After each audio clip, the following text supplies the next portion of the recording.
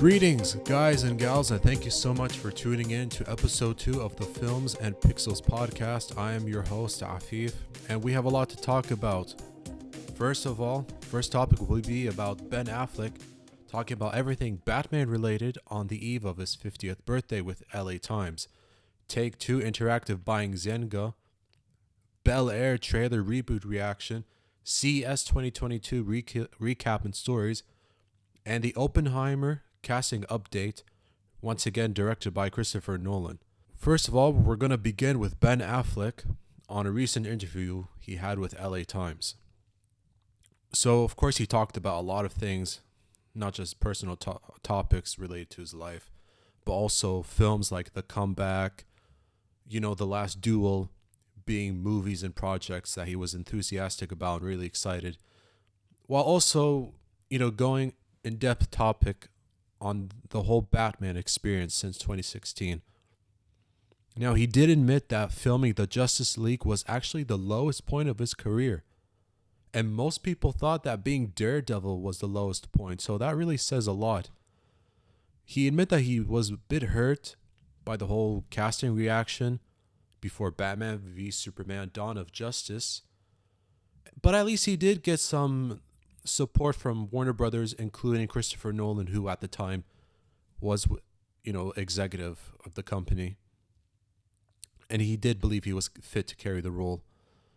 Now, when the movie did come out, even though it wasn't great, especially critically and commercially, his performance as Bruce Wayne Batman was still very good. It was Justice League in 2017 that was a letdown for him. He had this to say from his filming experience. It was really Justice League that was the nadir for me. That was a bad experience because of a confluence of things. My own life, my divorce, being away too much, the competing agendas, and then Zack's personal tragedy and the reshooting. It was the worst experience. It was awful. It was everything that I didn't like about this. That became the moment where I said, I'm not doing this anymore. It's not even about Justice League was so bad, because it could have been everything. I do think that his thoughts are justified, and I really do agree with him when you look at the results. It wasn't at the quality it should have been, and it showed because a lot of the vision, or what I should say properly, everything initially that was envisioned by Zack Snyder in 2017, it was all changed from reshoots. It didn't help that there was a lot of behind the scenes behavior from director Joss Whedon, who took over. And I guess he was kind of a good substitute, seeing his work from the first two Avengers films. However, a lot of his on-set behavior really irritated plenty of the cast, including Ray Fisher. Now, he did complain to Warner Brothers and asked them to investigate. However, in 5 months, there was only minimal results or minuscule consequence. I'm not sure exactly, but it didn't seem like there wasn't any sort of punishment towards Joss Whedon. Now, when it comes to the theatrical cut, which is different from the director's cut on HBO Max, there was a lot of cut content that didn't make it. And plus, the whole viewing experience to me was out of ordinary. And so when the characters interacted throughout the film, it was in some ways awkward. I don't know, I felt especially moments between The Flash and Wonder Woman, And the cinematography that should have been there was kind of out of place. It was changed. And me personally, maybe most people, I didn't like the whole orange sky in the third act when they were all about to battle Steppenwolf together. So Joss Whedon came in and he changed everything that was initially set up by Zack Snyder. Although all the memories for me that happened watching that movie completely erased. Watching the director's cut that was released on HBO Max for me was a much better movie, albeit less than perfect. And like I was saying before, I'm glad the cinematography was improved and changed.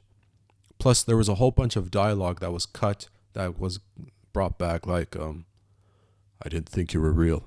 I'm real when it's useful. I thought that line was essential because of Batman and Cyborg just at least trying to understand each other initially. Now, when it came to the Batman movie that's coming in March 4, he did have this to say regarding the film. Directing Batman is a good example. I looked at it and thought, I'm not going to be happy doing this. The person who does this should love it. You're supposed to always want these things, and I probably would have loved it at 32 or something. But it was the point where I started to realize it's not worth it. It's just a wonderful benefit of reorienting and recalibrating your priorities, that once it started being more about the experience, I felt at ease. Clearly, his lack of enthusiasm for the film and the whole project, while being unhappy with the development, made him reconsider to drop out. Plus, his close friend Matt Damon convinced him to take on other projects he's more passionate about, such as other good films that he's done recently, like, The Comeback and The Last Duel. Despite commercial results from the pandemic, were still decent movies. Now, initially he was supposed to star, produce, write, and direct opposite to Joe Manganiello, who was going to come back as Deathstroke in the Batman movie. Now, the Deathstroke character did make a cameo appearance in the mid-credit scenes of Justice League, sharing a scene with Jesse Eisenberg, who did come back and reprise his role as Lex Luthor. So that was actually pretty good. However, there's still some good news, though. I mean, the Flash movie is coming out sometime in 2022, and Ben Affleck will be the Batman, but only for the third and final time. He did clearly express his excitement for the movie, and he called his scenes his favorite as Batman alongside Ezra Miller. He did say this: I have never said this. This is hot off the presses, but maybe my favorite scenes in terms of Batman and the interpretation of Batman that I have done were in the Flash movie. I hope they maintain the integrity of what we did, because I thought it was great and really interesting, different, but not in a way that is incongruent with the character. Who knows? Maybe they will decide that it doesn't work. But when I went and did it, it was really fun and really, really satisfying and encouraging, and I thought, wow, I think I have finally figured it out. Now, before he agreed to take part in the movie, he did give some notes on the script to Andy Muschietti, and by the way, the script was written by Christina Hodson. So after that, just conversations with the director, he agreed to be part of it, and Muschietti himself said that he's a very substantial part of the emotional impact of the movie. So, I can't wait to see how that relationship between Bruce Wayne and Barry Allen evolves. And I'm actually excited to see Michael Caine come back as Batman in the Flashpoint story, although it's likely he's going to be Thomas Wayne, Bruce Wayne's dad, because the Flashpoint storyline is basically based on Barry Allen traveling back in time, and what he does is that he decides to save his mom. But when that happens and goes back to his timeline,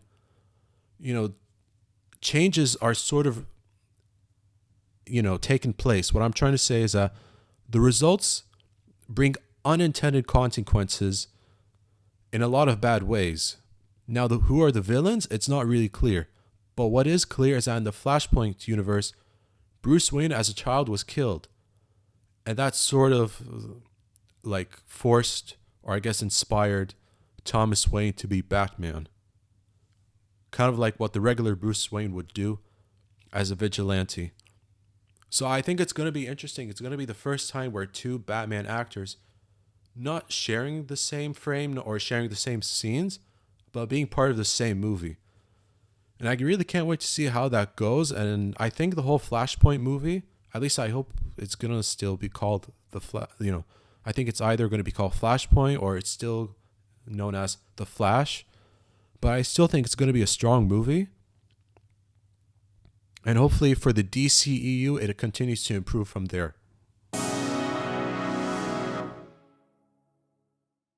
Guys and gals out there who are familiar with names such as Borderlands, Red Dead, GTA, NBA 2K are just some popular video gaming franchise examples that you've heard of.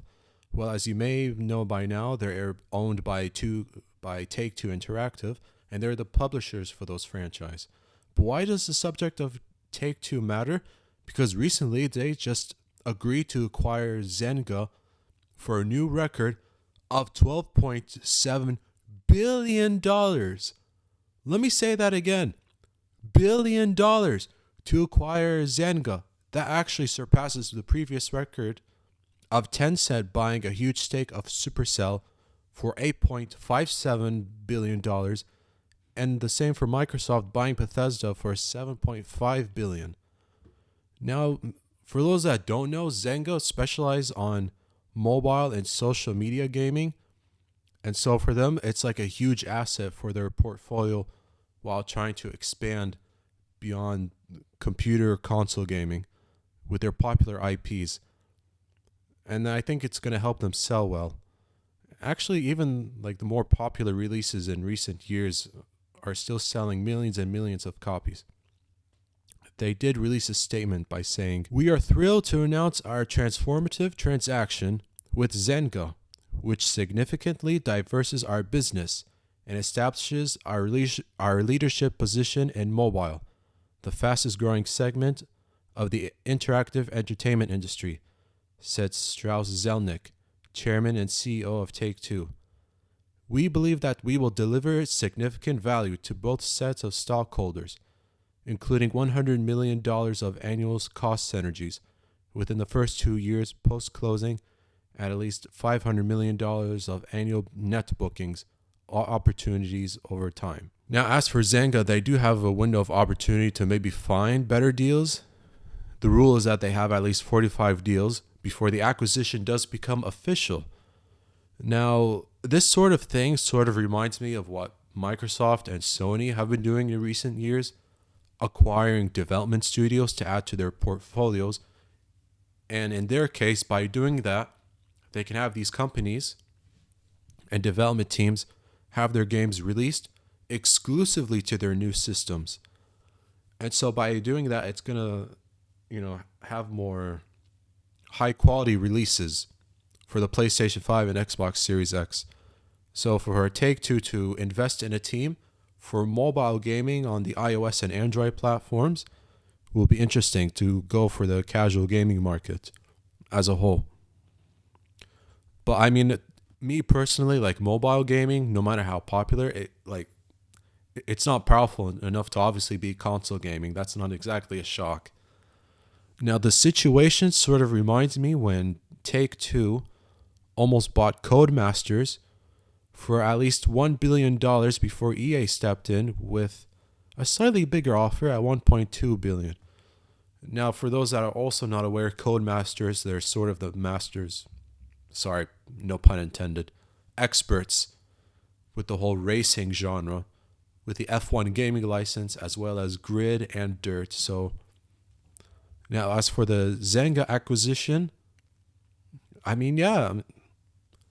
actually not sure what to say.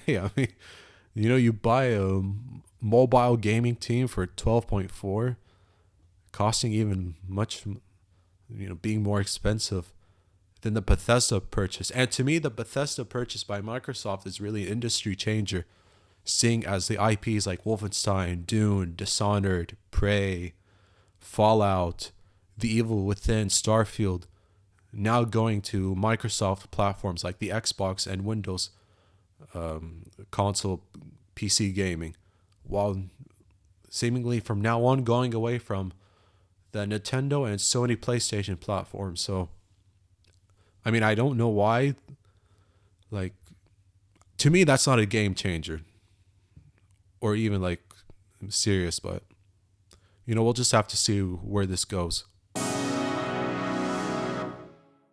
Guys and gals, a new trailer for the upcoming Fresh Prince of Bel-Air TV series is now on YouTube. Well, technically it's called Bel-Air, but I think you get the idea. Although in this situation, it's not really like a sitcom, it's really more of a serious drama.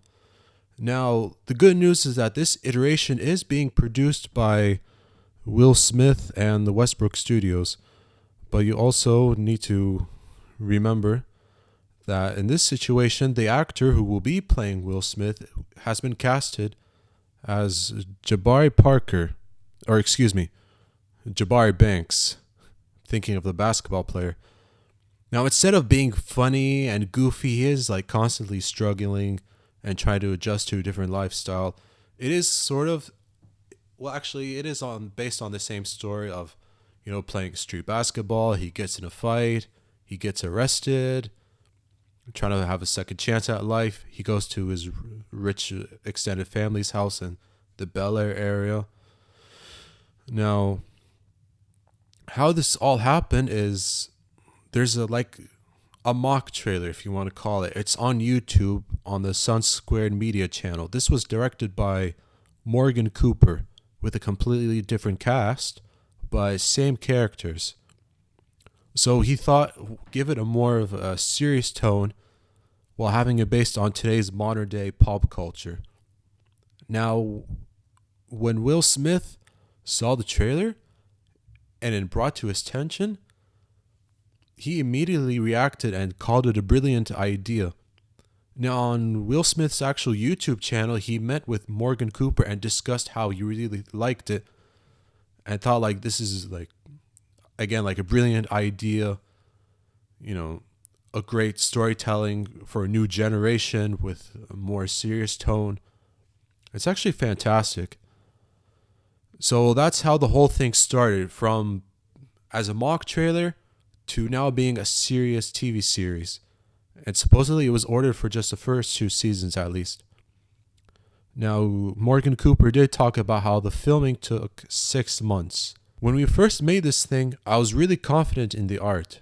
The internet's the internet. You never know if something's going to catch a spark or not. I'm very excited for everything that has happened and receive it humbly. But at the end of the day, I'm a black creative, and representing my culture and expressing myself authentically is of the utmost importance to me. Now, as for the actual TV series, it's going to be airing sometime soon on NBC Universal's Peacock streaming service. And so it's going to start by February 13. And if you watch the trailer, you can tell how the tone is completely different from before, I don't know, but I'm excited to see this younger cast and how they'll do. There are a couple of familiar faces, but it's still, I think it'll be very good. I'd see how a younger Will Smith, maybe he tries to go from West Philadelphia to Bel-Air. We're all kind of familiar with the funny jokes from the 1990s series. So,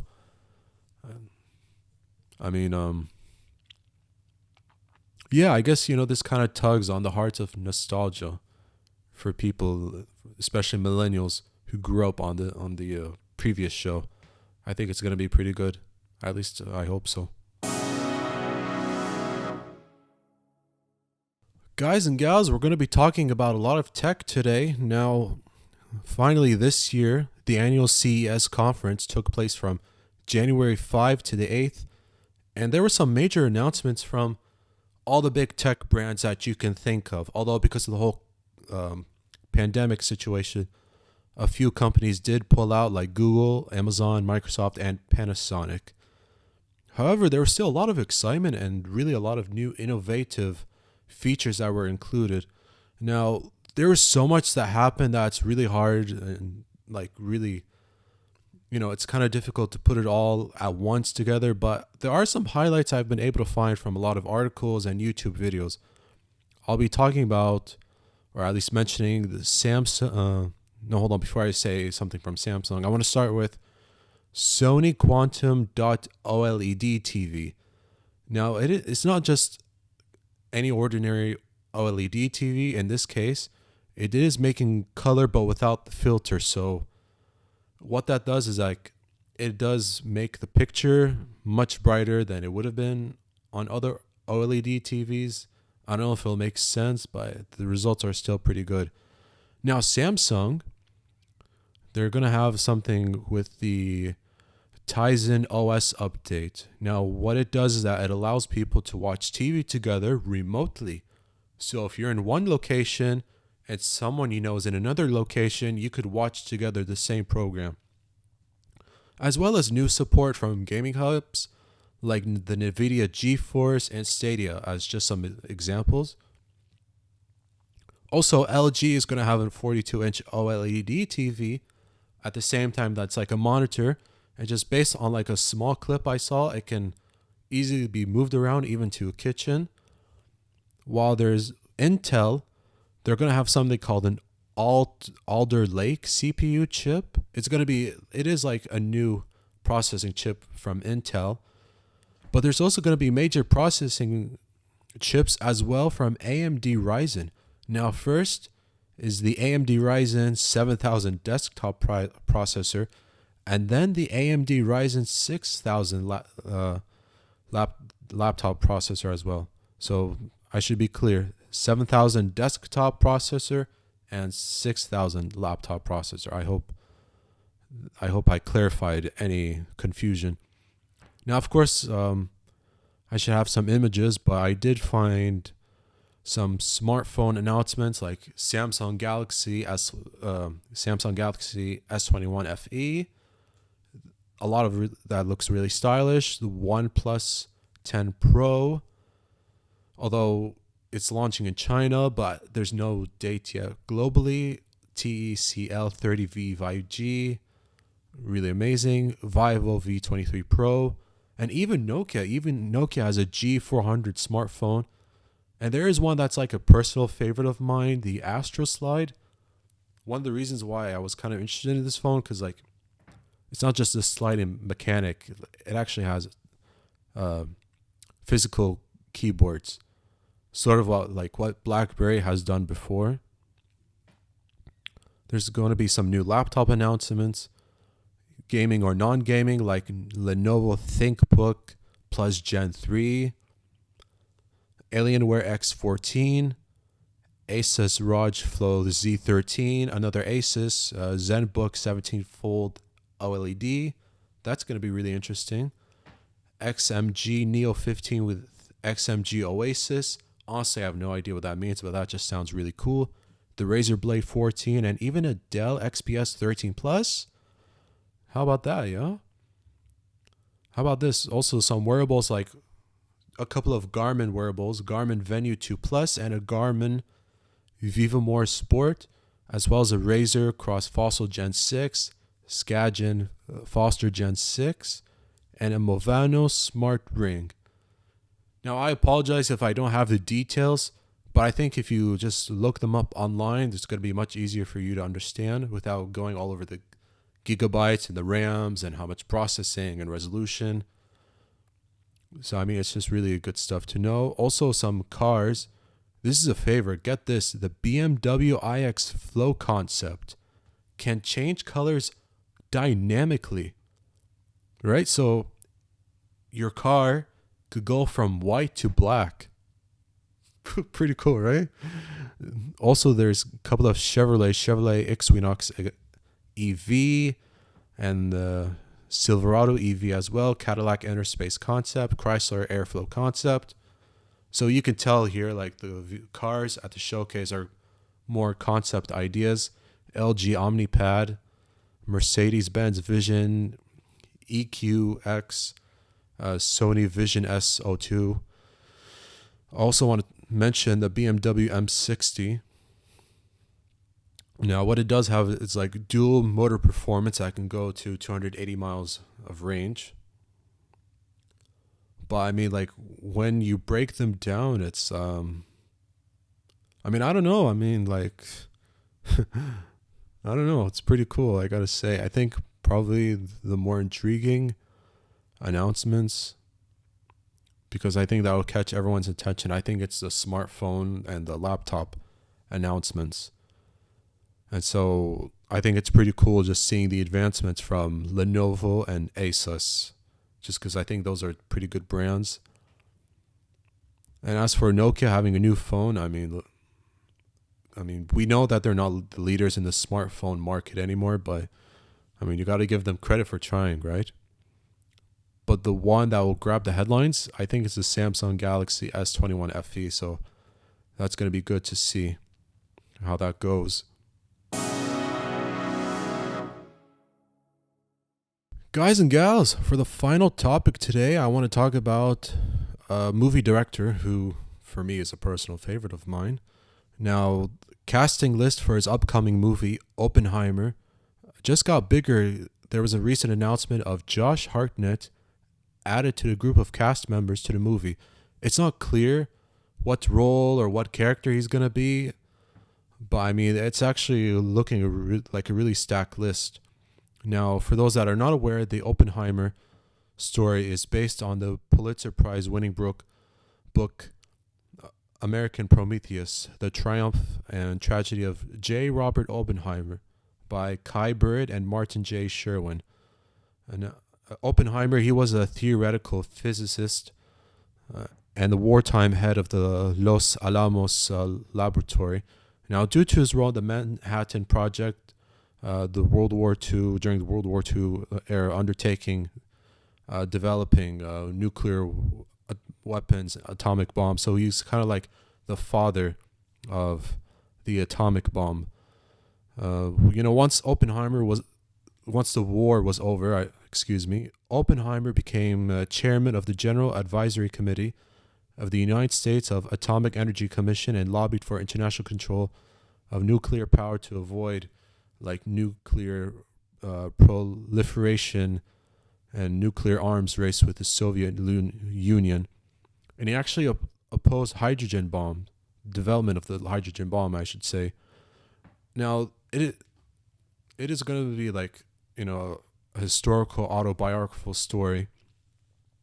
And Nolan himself, I mean, just like the situation with Tenet in the 2020 COVID-19 pandemic, he insists once again to have the movie be released only in theaters. There's a release date for July 21, 2023.